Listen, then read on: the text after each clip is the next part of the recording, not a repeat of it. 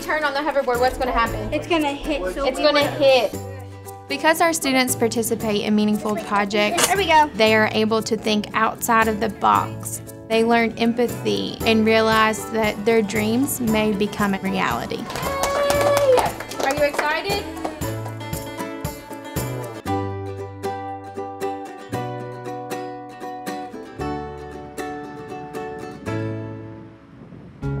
Part of the fabric of Eminence culture is contributing to the larger society. So we really try to encourage kids to plug into what is a problem or an issue or a gap that needs to be filled, and then how can you contribute to that?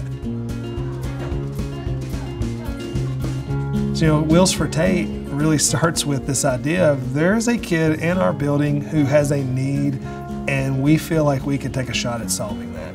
The 5th grade classroom is at the other end of our building. Tate can't walk that really long distance. So my special ed director said, hey, wouldn't it be cool if we could design a hoverboard chair? We had about 27 kids sign up. So we'll talk about our parts and pieces and what we need to do today to get it started. And I said, well, how are you going to do that? You know, a mobilized wheelchair might be $15,000. They started scouring the internet and they came back and they said, we're going to do it for $400.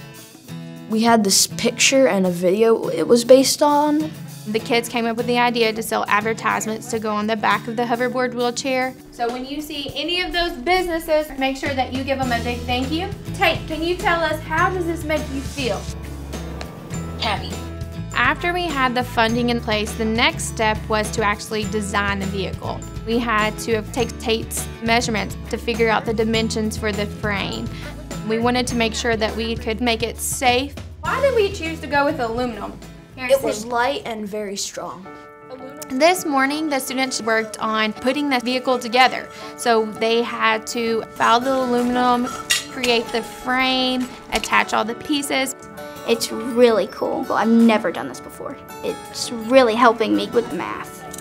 Just measured the axles to make sure that it was centered and the bolts are on tight. We had to put the wheels on, the axle, and the chair on top of it. We also had to think about the hoverboard and its placement. Guys, I see a problem with that hoverboard. I'm gonna wait and see if you guys can problem solve and figure it out yourself. It's backwards. It's backwards, okay. It is backwards. And I tightened that thing really hard.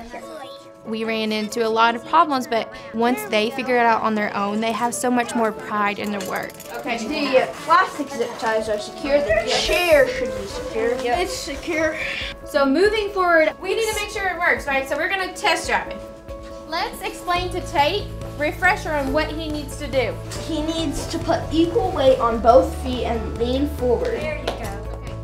Tate was so excited to hop onto the hoverboard wheelchair. He was able to sit down and he's able to get his feet aligned. Here we go! Good job, Tate. So we're trying to get handlebars so Tate can steer. The handlebars are going to be so helpful for you. Yeah. You did good. Good job, Tate. This project taught them more than I ever could in a 30-minute lecture. It allows the hands-on experience. Also, building empathy was a really key piece. Once you've made a difference for another human being, it's really hard to stop that. When I see a kid who I built a mobility device for and his eyes light up and I've made his day, that gets in you and you want to do more of that. It makes me feel good inside because I'm doing something good and no one gets left out.